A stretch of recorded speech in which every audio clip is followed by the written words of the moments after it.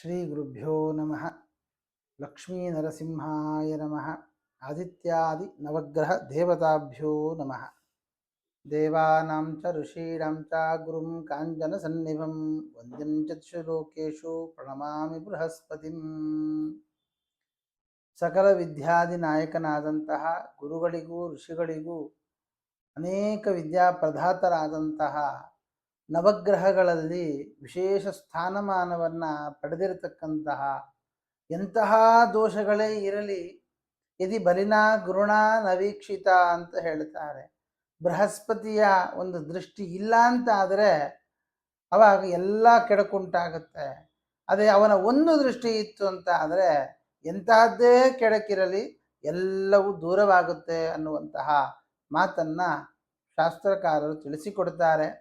ಅಂತಹ ಬೃಹಸ್ಪತಿಯಿಂದಾಗಿ ನಮಗೆ ಮೊನ್ನೆ ದಿನಗಳ ಕಾಲದಲ್ಲಿ ಬೃಹಸ್ಪತಿಯ ಒಂದು ಸಂಚಾರ ವೃಷಭ ರಾಶಿಯಲ್ಲಿ ಇದ್ದವ ಅವನು ಮಿಥುನ ರಾಶಿಗೆ ಪ್ರವೇಶ ಮಾಡಿದ್ದಾನೆ.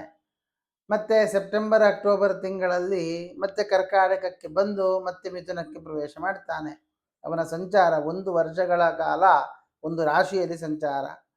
ಹಾಗಾಗಿ ನಾನು ಹಿಂದೆಯೂ ತಿಳಿಸಿದ್ದೆ, ವೃಷಭ ರಾಶಿಯಲ್ಲಿ ಸಂಚಾರ ಮಾಡುವಾಗ ಯಾವ್ಯಾವ ರಾಶಿಯವರಿಗೆ ಗುರುವಿನಿಂದಾಗಿ ಯಾವ್ಯಾವ ಯೋಗಗಳು ಬರಲಿಕ್ಕಿದೆ ಅನ್ನೋದು. ಅನೇಕ ಯೋಗಗಳನ್ನು, ರಾಜಯೋಗಗಳನ್ನು ತಿಳಿಸ್ತಾರೆ. ಅದರಲ್ಲಿ ಸುಪ್ರಸಿದ್ಧವಾದ ಎಲ್ಲರಿಗೂ ಬೇಕಾದಂತಹ ದೊಳ್ಳೆ ಯೋಗ ಅಂತ ಹೇಳಿದ್ರೆ ಅದು ಗಜಕೇಸರಿ ಯೋಗ. ಆದ್ದರಿಂದ ಅದು ಕೇವಲ ಬೃಹಸ್ಪತಿಯಿಂದ ಮಾತ್ರವೇನೇ ಬರುವಂತಹ ಯೋಗ, ಅದು ಗಜಕೇಸರಿ ಯೋಗ. ಹೇಗೆ ಗಜ ಮತ್ತು ಕೇಸರಿಗಳು ವನವನ್ನು ಆಳ್ತವೋ ಆ ರೀತಿಯಾಗಿ ಯಾರಿಗೆ ಈ ಯೋಗವಿರುತ್ತೋ ಅಂತಹವರು ಪ್ರಪಂಚವನ್ನೇ ಆಳ್ತಾರೆ ಅನ್ನುವಂಥದ್ದು. ಹಾಗಾದರೆ ಗುರು ಮಿಥುನ ರಾಶಿಗೆ ಬಂದಾಗ ಯಾವ್ಯಾವ ರಾಶಿಯವರಿಗೆ ಈ ಯೋಗ ಕಾಣಲಿಕ್ಕಿದೆ, ಈ ಯೋಗದಿಂದಾಗಿ ಯಾರ್ಯಾರು ಎಂತೆಂತಹ ಫಲಗಳನ್ನು ಪಡೆದುಕೊಳ್ಳೋರಿದ್ದಾರೆ ಅನ್ನೋದನ್ನು ನಾವು ನೋಡೋಣ. ಈ ಪ್ರೆಸೆಂಟ್ ನಮಗೆ ಗುರು ಮಿಥುನ ರಾಶಿಗೆ ಪ್ರವೇಶ ಮಾಡಿದಾಗ ಗಜಕೇಸರಿ ಯೋಗ ಹೇಳುವಂತಹದ್ದು. ಅದರ ಲಕ್ಷಣಗಳೇನು ಅಂತಂದರೆ, ಕೇಂದ್ರಸ್ಥಿತೇ ದೇವ ಗುರು ಮೃಗಾಂಕಾದ್ಯೋಗ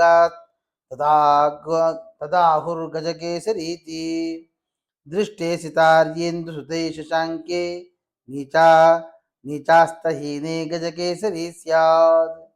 ಗಜಕೇಸರಿ ಯೋಗೇ ಜಾತೋ ಧನವಾನ್ ಸ್ವಕುಲಾಧಿಪಃ ಮಹಾಪ್ರಾಜ್ಞಃ ಗ್ರಾಮ ಪುನಃ ನಗರಕರ್ಥ ಸಹಸ್ರ ಮಾಸೇಶು ಜೀವಿತಂ ವಿದ್ಯಾತ್. ಇದು ನಮಗೆ ತಿಳಿಸಿಕೊಡುವಂತಹ ಜಾತಕ ಪಾರಿಜಾತ ಫಲದೀಪಿಕಾ ಗ್ರಂಥಗಳಲ್ಲಿ ಹೇಳಿರತಕ್ಕಂತಹ ಗಜಕೇಸರಿ ಯೋಗದ ವಿಶಿಷ್ಟವಾದಂತಹ ಫಲ.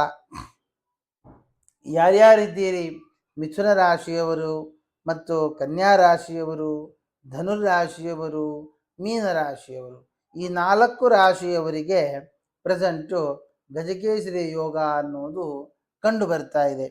ಅಲ್ಲಿ ಹೇಳುವ ಲಕ್ಷಣ ಏನು ಅಂತಂದರೆ, ಚಂದ್ರನಿಂದ ಕೇಂದ್ರ ಭಾವಗಳಲ್ಲಿ ಗುರು ಬಂದ ಅಂತ ಆದರೆ ಅವಾಗ ಗಜಕೇಸರಿಯ ಯೋಗವನ್ನು ತಿಳಿಸಿಕೊಡ್ತಾರೆ. ಹಾಗಾದರೆ ನಮಗೆ ಮಿಥುನ ರಾಶಿಯವರಿಗೆ ಗಜಕೇಸರಿ ಯೋಗದ ಫಲದಿಂದ ಏನೇನು ಆಗಲಿಕ್ಕಿದೆ ಅಂತ ವಿಚಾರ ಮಾಡುವುದಾದರೆ,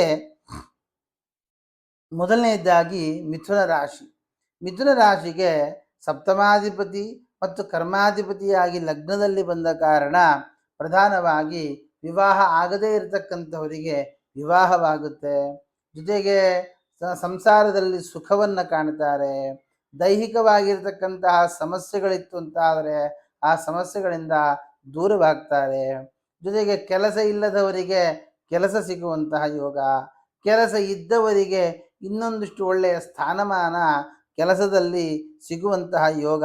ಅಲ್ಲಿ ಹೇಳ್ತಾರೆ, ಮೇಧಾವಿ ಗುಣಸಂಪನ್ನ ರಾಜಪ್ರಿಯಕರೋ ಭವೇತ್.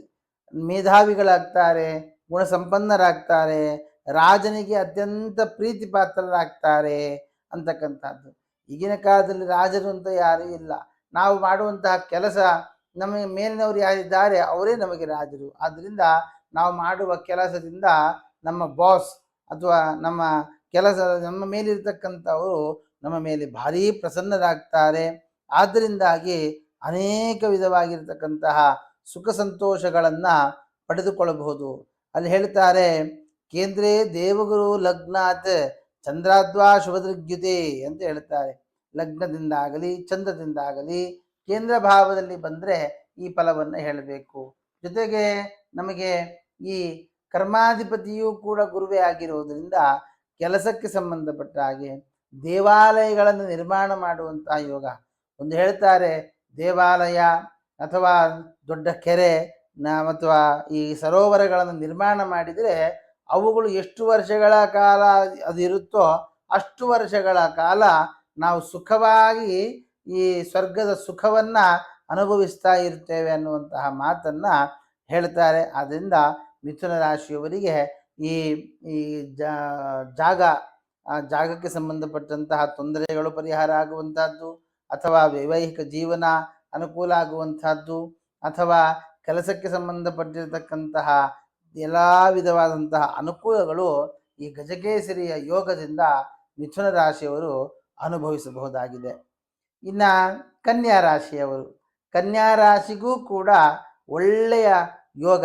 ಯಾಕೆ ಅಂತಂದರೆ ಕನ್ಯಾ ರಾಶಿಗೆ 10ನೇ ಮನೆಯಲ್ಲಿ ಗುರು ಬಂದದ್ದರಿಂದ, ರಾಶಿಯಿಂದ ಕೇಂದ್ರ ಭಾವದಲ್ಲಿ ಬಂದದ್ದರಿಂದ ಕನ್ಯಾ ರಾಶಿಯವರಿಗೂ ಕೂಡ ಗಜಕೇಸರಿಯ ಯೋಗವನ್ನು ಅನುಭವಿಸುವಂತಹದ್ದು. ಹಾಗಾದರೆ ಏನು ವಿಶಿಷ್ಟವಾದ ಫಲ? ಸಾಮಾನ್ಯವಾದಂತಹ ಎಲ್ಲರಿಗೂ ಇರುವಂತಹದ್ದು ಏನು ಅಂತಂದರೆ, ಧನಿಕನಾಗ್ತಾನೆ, ಸ್ವಕುಲ ಶ್ರೇಷ್ಠನಾಗ್ತಾನೆ, ಮಹಾಬುದ್ಧಿಶಕ್ತಿ ಮಹಾಪಾಂಡಿತ್ಯವನ್ನು ಉಳ್ಳವನಾಗ್ತಾನೆ, ಗ್ರಾಮ ಪಟ್ಟಣ ನಗರಗಳ ಒಡೆಯನಾಗ್ತಾನೆ. ಅಂದರೆ ಈ ಮೇಯರ್ ಆಗುವಂತಹದ್ದು, ಅಥವಾ ಜಿಲ್ಲಾ ಪಂಚಾಯಿತಿ ಅಧ್ಯಕ್ಷನಾಗುವಂಥದ್ದು, ಅದು 1000 ತಿಂಗಳು ಕಾಲ, ಅಂದರೆ 83 ವರ್ಷ 4 ತಿಂಗಳು ಅವನ ಆಯುಷ್ಯ ಇರುತ್ತೆ ಅಂತ ಹೇಳ್ತಾರೆ. ಹೀಗೆ ಫಲದೀಪಿಕಕಾರರು ಆ ಗಜಕೇಸರಿ ಯೋಗ ಇರುವಂತಹವರಿಗೆ 83 ವರ್ಷ ಬದುಕ್ತಾರೆ ಅನ್ನುವಂಥ ಮಾತನ್ನು ಹೇಳ್ತಾರೆ. ಅಷ್ಟು ವಿಶಿಷ್ಟವಾದಂತಹ ಯೋಗ ಗಜಕೇಸರಿ ಯೋಗ. ಆಗ ಮಿಥುನ ರಾಶಿಯದು ನೋಡಿದ್ವಿ. ಈ ಕನ್ಯಾ ರಾಶಿಗಾಗುವಾಗ 4ನೇ ಮನೆಯ ಅಧಿಪತಿ ಮತ್ತು ಸಪ್ತಮಾಧಿಪತಿ ಆದದ್ದರಿಂದ ಕನ್ಯಾ ರಾಶಿಯವರು ಏನಾದರೂ ಈ ಜಾಗ ತೆಗೆದುಕೊಂಡದ್ದು, ಅಥವಾ ಜಾಗಕ್ಕೆ ಸಂಬಂಧಪಟ್ಟಂತಹ ಸಮಸ್ಯೆಗಳು, ಅಥವಾ ನಿಮ್ಮ ತಾಯಿಗೆ ಏನಾದರೂ ಅನಾರೋಗ್ಯ ಇರುವಂತಹದ್ದು, ಅಥವಾ ಈ ಮನಸ್ಸಿಗೆ ನೆಮ್ಮದಿ ಇಲ್ಲದೆ ಇರುವಂತಹದ್ದು, ಸುಖ ಇಲ್ಲದೆ ಇರುವಂತಹ ಒಂದು ಸಮಸ್ಯೆಗಳನ್ನು ತಾವೇನಾದರೂ ಎದುರಿಸ್ತಾ ಇದ್ರಿ ಅಂತ ಆದರೆ ಈ ಗಜಕೇಸರಿ ಯೋಗ ಬಂದದ್ದರಿಂದ ಅದೆಲ್ಲವೂ ಕೂಡ ಬದಲಾವಣೆ ಆಗುತ್ತೆ. ಜೊತೆಗೆ ತಾಯಿಗೆ ಸುಖವನ್ನು ಕೊಡ್ತೀರಿ, ಮನೆಯಲ್ಲಿ ನೆಮ್ಮದಿಯಿಂದ ಜೀವನ ಮಾಡುವಂತಹದ್ದು, ಅಥವಾ ಜಾಗಕ್ಕೆ ಸಂಬಂಧಪಟ್ಟಿರತಕ್ಕಂತಹ ಯಾವುದೇ ವಿಧವಾದಂತಹ ತೊಂದರೆಗಳೇನಾದರೂ ಇದ್ದಲ್ಲಿ ಆ ಎಲ್ಲ ತೊಂದರೆಗಳನ್ನು ಕೂಡ ಪರಿಹಾರ ಮಾಡಿಕೊಳ್ಳುವರಾಗ್ತೀರಿ. ಅಷ್ಟೇ ಅಲ್ಲದೆ ಸಪ್ತಮಾಧಿಪತಿಯೂ ಆದದ್ದರಿಂದ ವೈವಾಹಿಕ ಜೀವನದಲ್ಲಿರ್ತಕ್ಕಂತಹ ಅನೇಕ ಸಮಸ್ಯೆಗಳನ್ನು, ಕೌಟುಂಬಿಕವಾಗಿರ್ತಕ್ಕಂತಹ ಸಮಸ್ಯೆಗಳನ್ನು ಬಗೆಹರಿಸಿಕೊಂಡು ದಂಪತಿಗಳು ಅನ್ಯೋನ್ಯವಾಗಿರ್ತೀರಿ. ಸಂತಾನಪ್ರದವಾಗಿ ಸಂತಾನವನ್ನು ಪಡೆದುಕೊಳ್ಳುವರಾಗ್ತೀರಿ. ಸಂತಾನ ಆಗಿತ್ತು ಅಂತ ಆದರೆ ಸಂತಾನದಿಂದಾಗಿ ನಮಗೆ ಆಗಬೇಕಾದಂತಹ ಸುಖವನ್ನು ಕನ್ಯಾ ರಾಶಿಯವರು ಅನುಭವಿಸ್ತೀರಿ.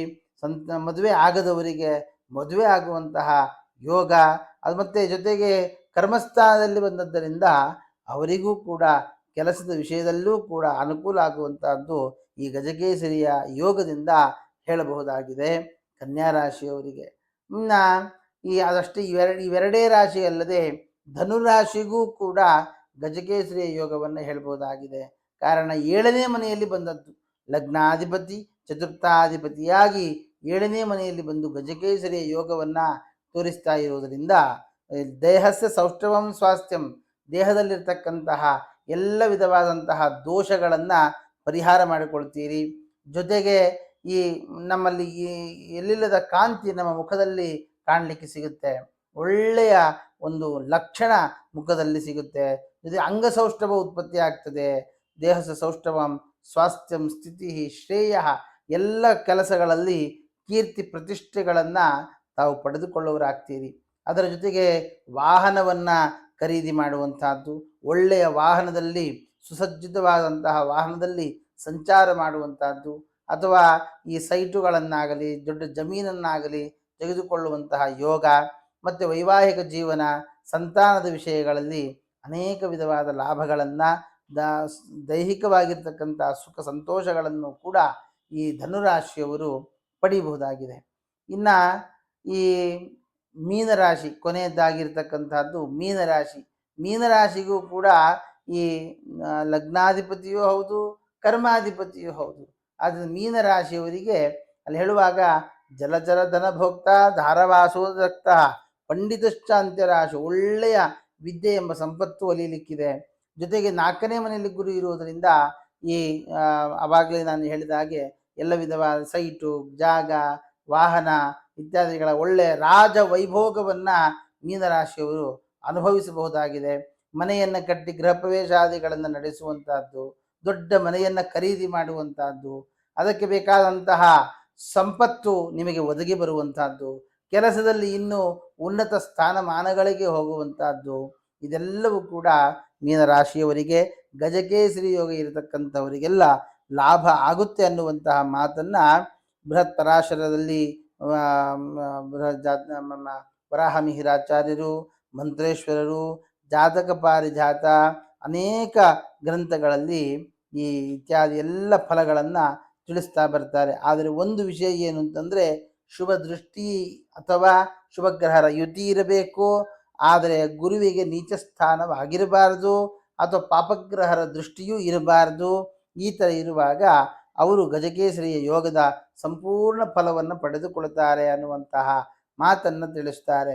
ಅಷ್ಟೇ ಅಲ್ಲದೇನೆ ಈ ಗೋಚಾರದಲ್ಲಿ ಬರತಕ್ಕಂತಹ ಗಜಕೇಸರಿ ಯೋಗ ಒಂದಾದರೆ ಜಾತಕದಲ್ಲಿ ಬರತಕ್ಕಂತಹ ಗಜಕೇಸರಿ ಯೋಗ ಒಂದು. ಹಾಗಾಗಿ ಯಾರ ಜಾತಕದಲ್ಲಿಯೂ ಗಜಕೇಸರಿ ಯೋಗ ಇದೆ ಅಂತಹವರಿಗೆ ಗೋಚಾರದಲ್ಲಿಯೂ ಗಜಕೇಸರಿ ಯೋಗ ಬಂತು ಅಂತ ಆದರೆ ಇನ್ನೂ ವಿಶಿಷ್ಟವಾದ ಫಲಗಳನ್ನು ತಿಳಿಸಿಕೊಡುತ್ತಾರೆ. ಹಾಗಾಗಿ ಯಾರಿಗೆ ಗಜಕೇಸರಿಯ ಯೋಗದ ಫಲ ಇದೆ ಆ ಎಲ್ಲ ಫಲವನ್ನು ತಾವೆಲ್ಲ ಅನುಭವಿಸುವಂಥವರಾಗಿ ಆಗಬೇಕು.